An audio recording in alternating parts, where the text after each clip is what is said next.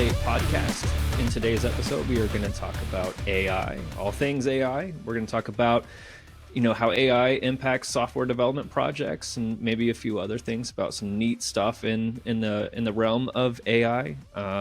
Here with us, we have my co-host Mike Baker, and we also have Drew Taylor. Drew, tell us a little bit about yourself, and then we'll get started talking about AI. Hey, thanks for having me here. So, graduated UGA, jumped straight into consulting, and found AI as a developer. And ever since then, I've been hooked on it. Been doing AI everything.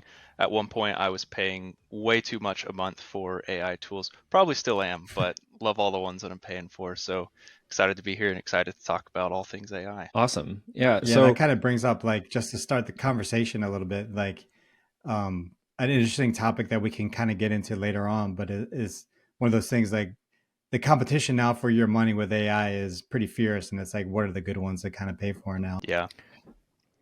Well, and you have to think about all of this, all of the ones that use the same technology underneath and just have kind of their own little layer on top, whether that's, DALL-E 3 with image generation or something like that, or, anything, Copilot uses some of the same stuff as, a different tool that is similar. But to focus in on as a developer, so software development, looking at things like streamlining our software development. There are tons of tools out there now that a lot of people haven't embraced. What are some of the things that the three of us have used on projects and stuff like that we have found helpful? I love GitHub Copilot.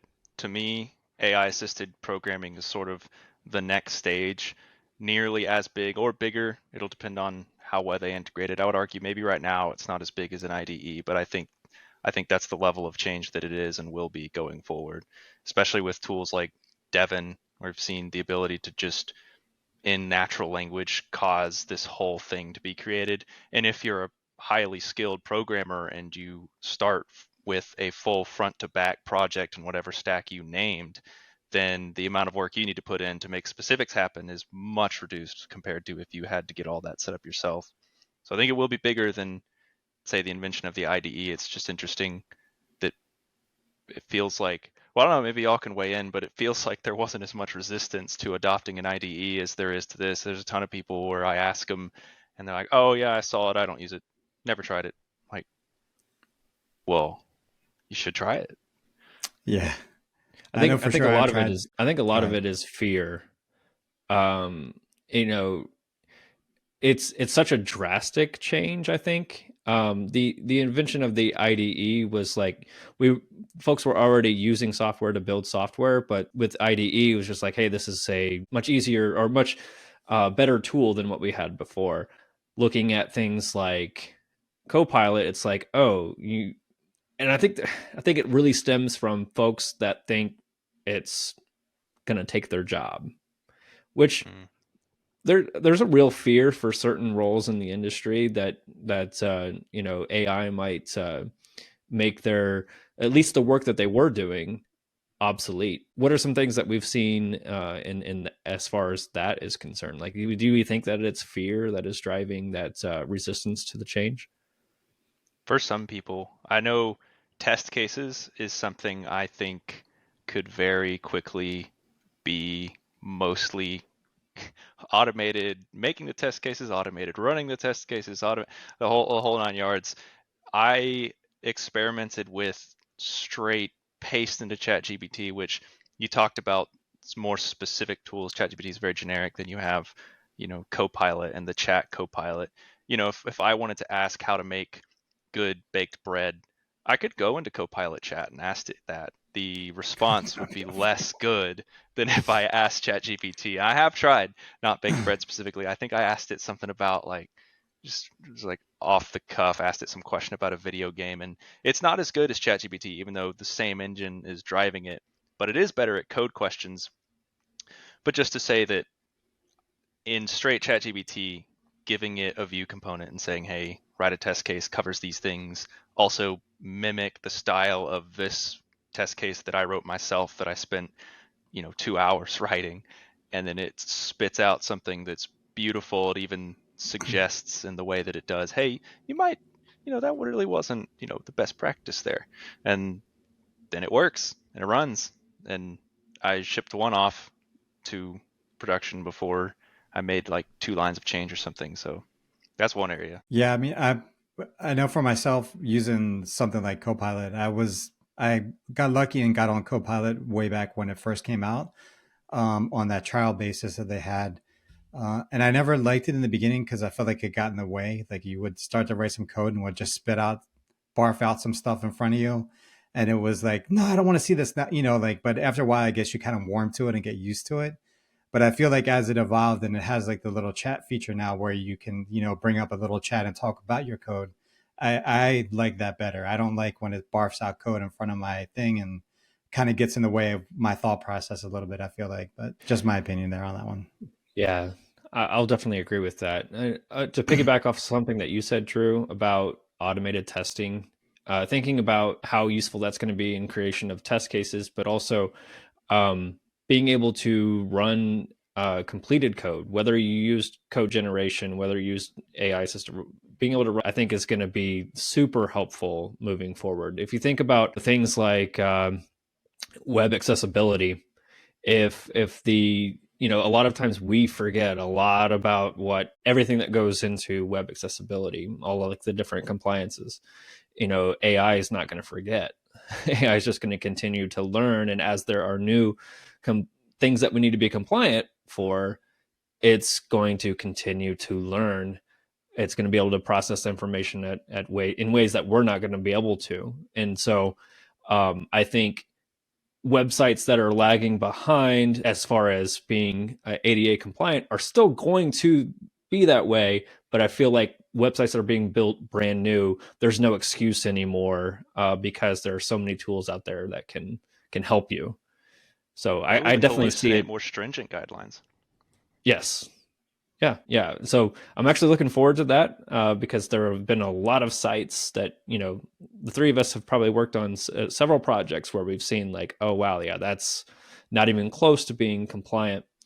And not even ADA compliance. That's the first thing that comes to mind, but also thinking about just user acceptance testing for the different like pieces of UI that we might build. There's going to be some inherent best practices. You mentioned that, whenever you took a Vue component and you sent it to Chat GPT just to get some feedback, like it said like, yeah, maybe this isn't the right way of doing it. Well, you could probably do that and automate that through a tool and be able to get instant feedback and those changes before it even sees a customer. So I think that's awesome. Yeah, it's almost like one place too you could probably use something AI-ish is as part of the development life cycle, right? You have a PO, that a product owner that, hey, I have these requirements for a component, and it's like, take these requirements, just spit me out some tasks and some test cases for the QA people to test against. And I feel like that probably is a good place where it could really make that job easy as well too. I think I've used it to generate a template one time for a team I was on because we were having a lot of issues when estimating things that because of different areas of a fairly large project, people would forget to say specific things. And we had this definition of done that was supposed to catch that, but they'd paste it at the beginning of chat, and then of course everyone would always look at it. And so I took the PBIs that were written that always had like the best match, like ones that were really complicated, estimated really high, but we nailed it. Like we actually got there and there wasn't a ton of turn on it. And I just pasted a bunch of them into it. And I was like, all right, tell me like what's good about these and output one that captures that stuff. And so then it outputted this generic template with a few questions. So we started running that and it helped. It was good at that. And it offloaded a lot of the brunt work of taking requirements and random things and coming up with those questions. Yeah, it's definitely strength there, like in leveraging the AI in those ways. And I guess like the stories that evolve from like people using AI and kind of the being scared of it and just probably not understanding it properly or how to leverage it or getting used to leverage it. I feel like there's a lot of like that fear that happens with AI. Definitely. I think one of the things that comes to mind too is not only when you get to the point of development in a project, but also when you're trying to plan a project. I think project planning, if it hasn't already, is going to be severely impacted. Severely sounds negative. I think it's just going to be like positively impacted, in that so much of how we would put together a project timeline and how we would plan a project in the past is going to be made so much easier by AI tools. And I think a lot of that has to do with, if you want to talk about, the time in which you have to spend to get UX requirements.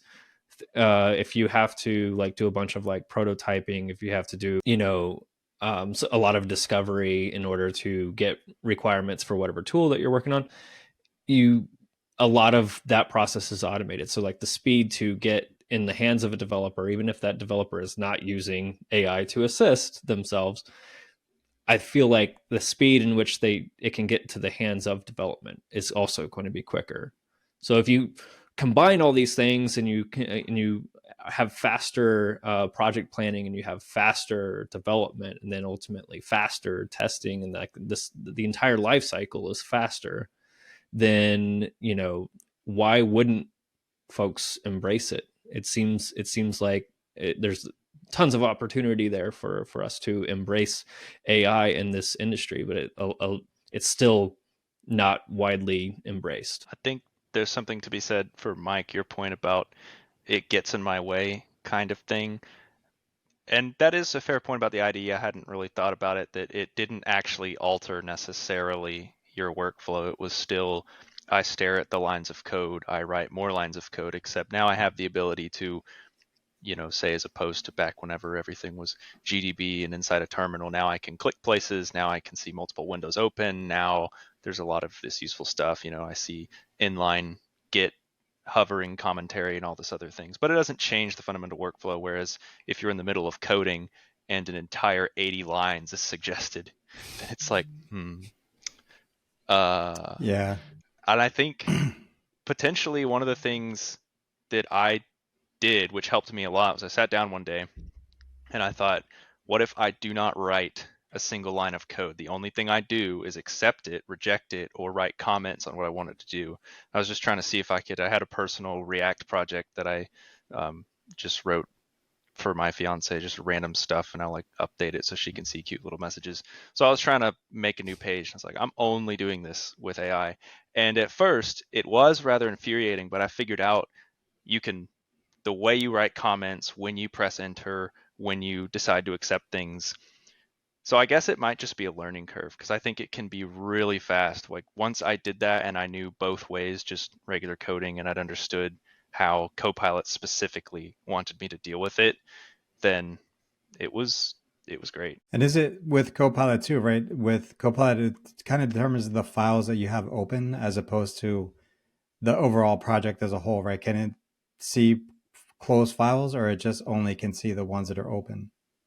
So they're updating it to kind of start to do more and more. The tool that I'd been using a lot when I wanted a lot of file context was Cody. That was their out the gate promise, was complete context embeddings on your repository. And then anytime the AI generates suggestions at all, it's just your whole repository. It doesn't bother seeing what you have open. It'll use that to help, so those will be at the top, but it just searches the whole repository. And initially, when I first got into coding tools, I loved that one way more than Copilot, because it would take longer. It was almost double the time for a completion if I wanted one, but it was almost always right. It would suggest a component and it wouldn't hallucinate random parameters and random names and require fixing. It just knew it. Right. Since then, Copilot now, it's integrated. It will automatically use whatever files you have open. And if you have chat, you can use the @workspace command and tell it to search your workspace, and it'll go through. And it finally has quit saying, I don't have access to your workspace, I'm just ChatGPT. I'm like, no, you're literally not. But now it's finally fixed that. Yeah, because nice. I mean, ultimately, right? Like ChatGPT or Copilot and all the tools we're using, but for us as a developer, I mean, if you think about it way back, like IntelliSense was like the thing that kind of, hey, it's the natural progression, like IntelliSense, and then like the LSP, the language server protocol, and then having all these auto completions handy that you don't have to like look stuff for, like what kind of methods are available on like the type that you're kind of trying to use. And this is like that, feel like the evolution of that, and kind of learn how to leverage that to like, hey, beyond now, these are what's available. This is what you might want to do with what you're, what we were looking at from previously. One of the evolutions, and this is probably pretty late stage, but I'm already seeing it happen with Edge in some ways, in some shapes and forms, and I feel like this might be the future of web browsers for developers, is the same way that AI intuits the next thing you might want to code. I want to start seeing AI intuit the next action I'm going to take in a web browser, the next thing I might search, and just suggest it or like do it. Probably not do it, but at least suggest it. There are actions I probably take, especially within a development cycle, of go back to the content management system or this, hit reload, go back to the page, hit reload. And if at some point, Copilot chat popped into the side and said, hey, you take these 6 actions over and over and over again, you want to make that hotkey all L for this section? Like, that would be so cool. That would be that would make the process much faster. And I don't know if it can, I think it can get to that point just with natural language. If the actions you take is recorded as natural language and fed into an AI, and then the AI is asked on the back end, what do you think they're doing? What do you think they'd want to do next? Like, it can give answers. But do you think, I mean, just a question that's probably steering off the topic a little bit here, but I'm starting to see devices, right? There's a pin you can wear. There's another device that's coming that you can kind of talk to. Like, do you think we'll move away as a keyboard as the input, and it's really would go to some kind of voice where you would talk to the AI and, hey, I need to write this function that does whatever and returns this, and oh, I don't like that one, try again, kind of thing. You think that would ever be a day in the future for us? I actually think potentially, I don't know, because whatever medium you jump to, there's always different caveats, and maybe the inability to use your hands is too much. But I remember this video I saw of a kid who was there was in some shop his dad was in, and the guy was like, oh, looks like they're bored. I should sit them down in front of an old game system I own. Turn on the TV, handed him a controller, and the child was like 3 or 4 and looked at it like this, set it down, and then tried to touch the TV. Uh-huh. And it wouldn't move. And I'm like, well, I mean, like, probably, like, maybe we'll get to an age where instead of like they hand you something and you just stare at it and you're like, turn on, go. Yeah, right. I mean, so we might. because I mean, ultimately, right? Like way back in the days, people would take a phone and like spin a circle, right? And now you swipe and press a button, so like that interface is always evolving, and how we kind of interact with things around us, and especially now with like AI or like augmented reality kind of things, where who knows what could come next. I feel like with that integration with AI and how it affects us. Curious at some level the integration into machine learning as well, I feel like, which I think a lot of people, somewhat recently I was talking to somebody who asked how they could basically use ChatGPT to take in tons of data and then predict what happens next, which is the field of machine learning. I think there's a lot of confusion sort of just between what those things are and like the difference between the two. But I do think that with things like voice and constant interaction with an AI, maybe an AI can tell you wake up in the morning and you start to talk to it, and it can tell that you're feeling down or something, and it's able Right. to do things differently based on that. I think that's a potential future. And Yeah, imagine then it's waking gonna be up like, and your Google Home's like, "Oh, are you sad today? You don't sound too good." Like, do you want me to put on a happy song? this reminds me of Baymax from Big Hero 6. I don't know if you Right. guys have seen that, right? Like, I love that movie. Yeah. yeah, it's an awesome movie, but like, and everybody deserves a Baymax. But I feel like that's it. It sounds as if like it's so far in the future, but also like right around the corner. I don't know how, it's kind of hard to explain that, like, because something that we haven't really seen before. But if we talked about this 5 years ago, we wouldn't think that we would be talking about some of the stuff that we have today And so, Yeah, definitely not. you know, another 5 years of advancement in this technology, it's not out of the realm of possibility to start thinking about, you know, emotion detection and stuff like that. Something I was looking up some things just before this meeting, and in the ability of people to trust something, you have a Baymax and say it is the health robot that Baymax was, and all the PHI and all that other stuff that's suddenly associated with that. But not to mention just the fact that people are trusting AI. There's a lot of suspicion out there, but there's also a ton of trust. And what I mean by that is I I consider myself relatively suspicious, always checking if the email's phishing, etc. But was looking up Devon, clicked the first link, and it was like, here's this, go to that. And I clicked the link to see the demo, and it took me to a chat GPT bot somebody had created. And I was like, that's confusing. And I Yeah. went back and checked, and like, it was a fake site. Somebody had set it up to capitalize on the hype around Devon. And I went several links down and found the real site, like the real people that had made it and the actual demos. I was like, that, that's kind of crazy. And I feel like we might see a lot more of that, and that's going to be a huge hindrance to some of the more lifelike interactions we can get. Is what about the fake ones? Mm. Yeah, that's another subject too, probably a whole different scenario of like a story where, deep fakes with AI and like videos and like most people, right? You don't really believe something until you really see it with your own eyes. But imagine you're seeing stuff that's not true all the time and you're seeing it. So that's like our nature, right? We believe it because you really saw it, but it's fake, and I mean, at some point in the future, we're going to see videos of like the Sasquatch walking around everybody's backyard or something, right? Like, I saw it in my yard, but it's, Yeah. deep fake. It's one of those kind of things where, the aliens landed here. Now I see it, and that's going to be a hard thing to overcome, I think, for a lot of people. I've already seen images. People will screenshot their grandmothers and whoever, sending them an image of, there's a somewhat famous AI generated image of the Pope decked out in this super puffy jacket, gold chains, and he looked like he should have been on the court side of a basketball game or something. And there's, Mm-hmm.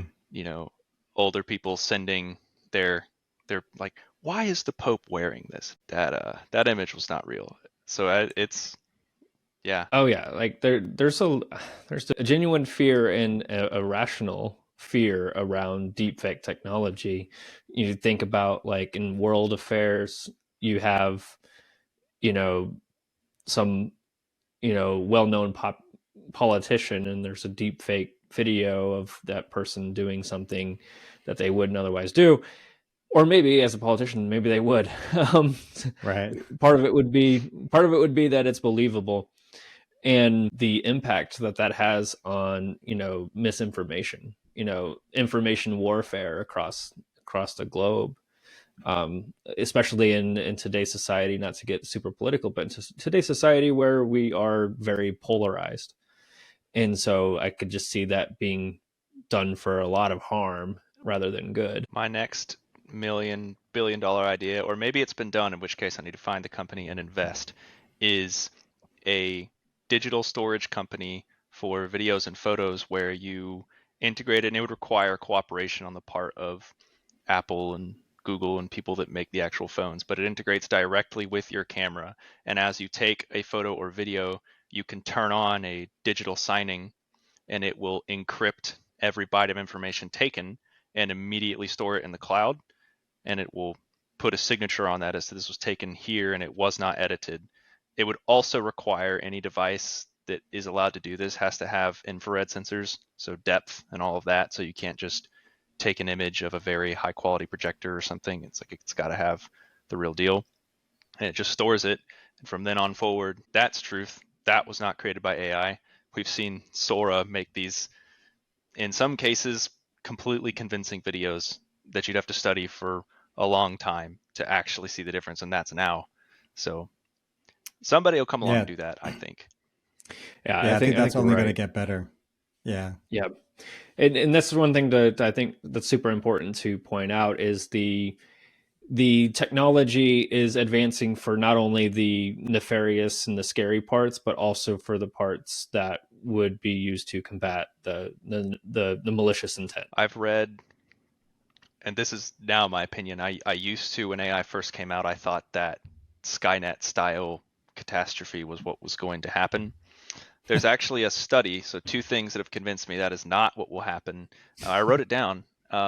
Antonio Damasio, hopefully I'm pronouncing that right. They figured out that there are some people through accident, or maybe they figured out how to do it manually. You can disable the emotion producing part of your brain. And if they do that, the humans in which that happened are incapable of making decisions.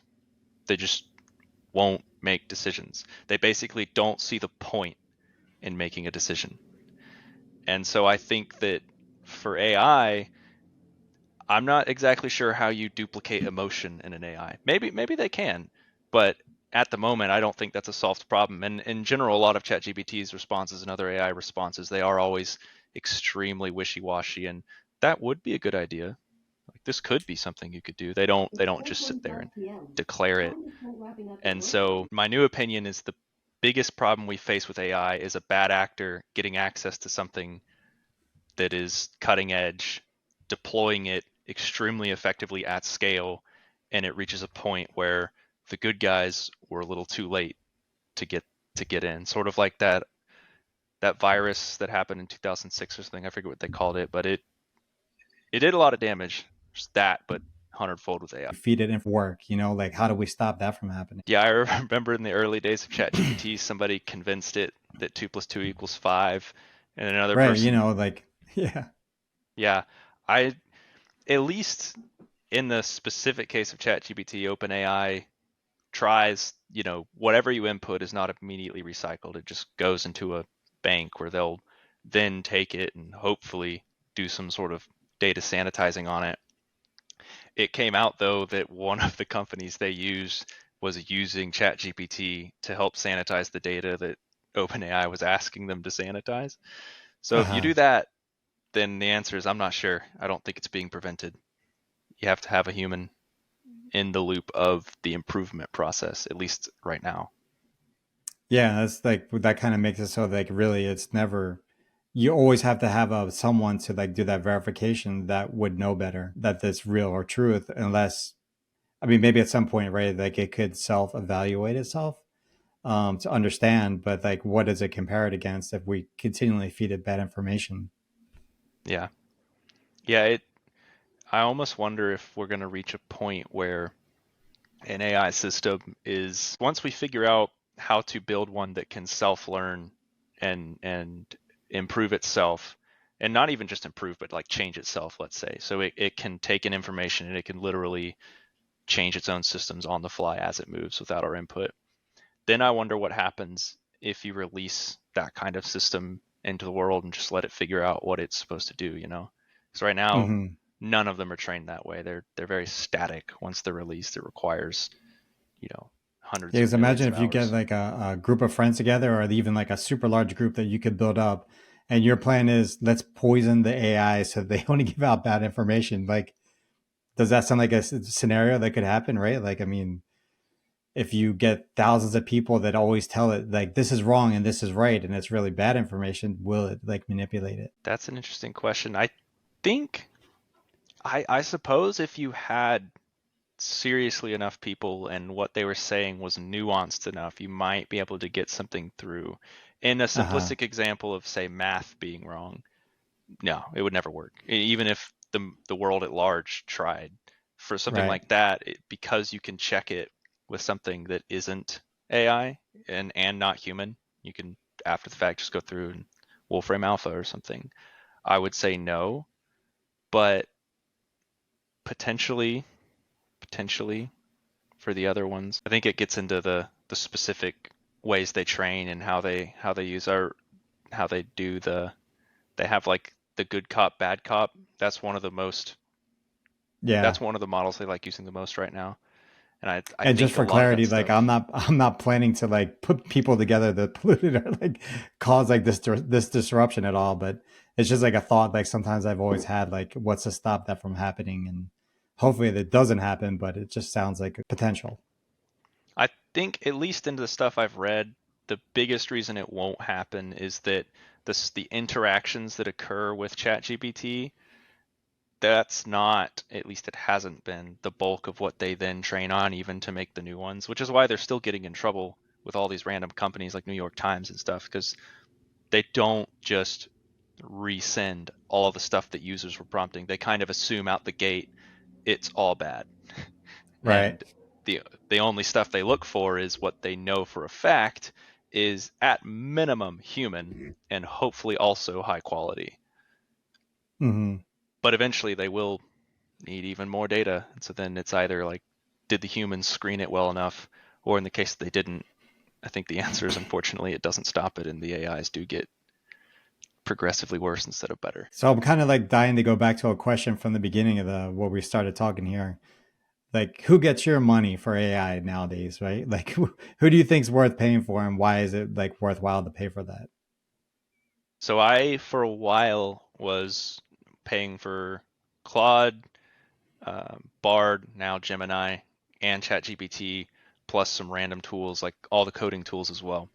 And I Mm-hmm. cut most of them. So now I just pay for ChatGPT and Copilot, and then a couple like generation tools. Like there's a PowerPoint tool called Gamma that I really like.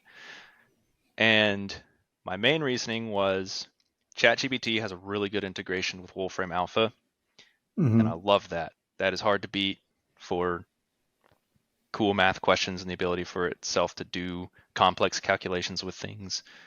It's also the easiest to access across most platforms. You can use tools like it's called Poe, I think, and it has a nice UI for a bunch of different, and you can choose your model and stuff. So if you pay a flat fee for Poe, you can choose your model. And it's really nice on the phone. But other than that, ChatGPT is the best on the phone, and then Gemini's a close second. Claude doesn't even have an app yet, at least last time I checked. Right. Um, But I mean, the even be- for like day to day kind of working scenario, like there's Claude, there's the Devon, there's ChatGPT, there's Google Gemini Pro. There's the normal Copilot in your text editor. And it's like, which one do you pay for? Like everybody's looking for money now. Which one's worthwhile to pay for that actually is really productive for you? for work, ChatGPT and Copilot. I love the autocomplete. It's like autocomplete on crack. It basically does any of the monotonous stuff, but it does it even better than any kind of IntelliSense could, because it can fill out the entire function with the call, with the special variable you declared 200 lines up in the file that you need to use now. It can nail it in one go. So I love that. Makes me feel like I don't have to use my brain the moment I figure out what I want to do next. Feels like Uh, it also has it figured out. So then I can just do it. And then ChatGPT, because if bugs happen or I want to rubber duck or anything that requires a little more nuanced back and forth, I go to ChatGPT, and at least in my experience, it is better at that than the chat inline. The chat seems to be so code focused, it loses out on the ability to logically reason at a slightly better level. I don't know why, but it just seems to not do that. So those are the two I use. hmm. Yeah, I've been kind of bouncing between ChatGPT and the Gemini Advanced just to try and, the Google released that free month of like, let's try it out and see how it works. Trying to like flex it to see like where it like kind of falls short to compare it to ChatGPT because I guess that's like really the first and the standard for everybody to compare against. I guess like in a way. So far. And then kind of going back into using the Copilot with a text editor, I feel like probably if you had to pay for one, maybe that would be the one as a developer, right? Like maybe that would be what would get you through and give you I a agree. good benefit. Yeah, I agree. You're right. I think even yeah, as I said, you can ask it off-base questions that don't make any sense, and it will Yeah. answer. Sometimes you have to prompt it. It'll be like, "I'm here to assist you with your code. I'm not going to. Please, it will help me I'm write my code." I'm just and using image generation tools to take two of the things that they like most, which is metal music, which girls after my own heart, and their Disney characters, and turning the Disney characters into metalheads. It's absolutely a blast, and especially seeing the looks on their faces whenever you see like Elsa from Frozen, you know, as a lead vocalist for a metalcore band. Like it's bizarre but absolutely entertaining. So there's entertainment value too in a lot of these tools. Talking about image generation, Sora thankfully is not released to the public, but it's you know, some service like that will be released to the public at some point, you know, in some sort of restricted format, I'm sure, but it's coming. Anyway, so we've kind of covered quite a bit. We've talked about, you know, the different tools that we use for streamlining software development. We've talked about, you know, some of the ethical and the scary implications with a lot of these tools, and, you know, some of the things that we prefer that are our favorite tools to use. And I feel like we've covered quite a bit, don't you think? It's been fun. Yeah. I want to tie this back into kind of our overall theme of staying in that constant state of learning. What are some of the ways that you kind of stay on top of the latest trends in AI and technology? What are some ways that we can kind of stay in a constant state of learning? I personally have enjoyed newsletters, which I have never liked any in the past, but there's a couple ones that I use, and I can look at them and recommend them at the end if you want. And it's just getting hit with a bunch of random possible news articles I can click into if I want to see more. And then the particular one that I like also lists some interesting prompts that it's seen people use in the wild. So it sources things from its user base and says things like, here's a cool image generation that somebody did, here's how they did it, here's a cool prompt somebody did, what they use it for, and how they did it. So that's the one I like. It's normally always up to date on the news, so it doesn't miss anything major, and it's a way of staying up to date on like what people are doing with stuff, and it always lists a couple tools at the end that you can check out if you want. Do you think, just a question build on like what you were saying there, do you think the prompt or like how you prompt your AI or whatever, do you think that's as important as it used to be? Or is it kind of like it could kind of interpret almost any question? I think it depends on the use case. So it, as a general rule, is not as important as it used to be. With ChatGPT 3.5, it was nearly critical. You had to tell it to act as a consultant and do X, Y, and Z. Otherwise, what it would output was terrible. Right. 4, it can help, but for me, it's almost to the point where unless there's something I do repeatedly all the time that has a couple different specific nuances to how I'd like the output or how I'd like it to be, it almost is just more time consuming to go construct a prompt and then input it and get the same response anyways. Where it's different is when your output needs to be specifically structured and you know you're going to need it structured like that for the next X, Y, and Z number of interactions you have with it. Then it's like go into Notepad or whatever, construct a little, or use ChatGPT to construct a little prompt, and then you can just copy that in when you want. There was a browser extension I used that I could kind of save them, and so when I just clicked it, I could just click one of them into the bar. And so normally if I ever used a prompt, it was, I know I'm going to need to do this a few times because I'm working through this problem, let me create a prompt real quick that kind of puts all my ducks in a row and run with it. Otherwise I don't prompt it normally. All right, well, thank you, Drew, for all of your contributions to this episode. It's been a pleasure to catch up with you again and also talk some AI. Yeah. Thanks so much for having me. This was fun. Yeah, no, thanks. I'm sure we could probably have a couple more episodes about this. You know, easily big winding conversation here. Yeah. All right. Any last thoughts, Mike? Well, just for everyone out there, right? Stay constant, stay curious, and keep the learning going.